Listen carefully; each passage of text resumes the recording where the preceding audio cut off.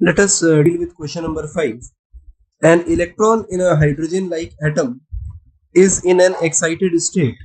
It has a total energy of minus 3.4 electron volt. Calculate the kinetic energy and the de Broglie wavelength of the electron.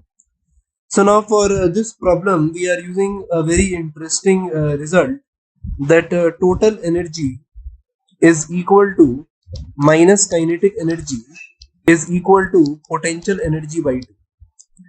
So we use this result for this particular problem, and then we can say that if total energy is equal to minus 3.4 electron volt, then the value of kinetic energy is equal to minus of total energy, that is 3.4 electron volt.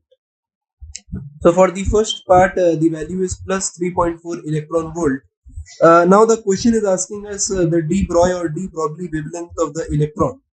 So now for the de Broglie wavelength, we say lambda is equal to h by p, and we can write it as h upon root over 2m kinetic energy.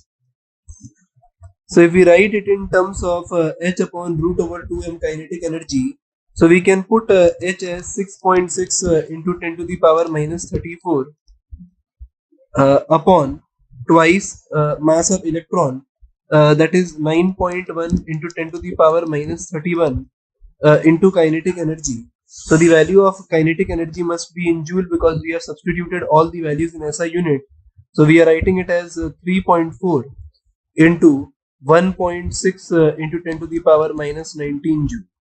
And then this entire quantity is in square root. So this value will give us the value of wavelength in meter. So over here on calculation we obtain it as equal to 0.66 into 10 to the power minus 9 meter.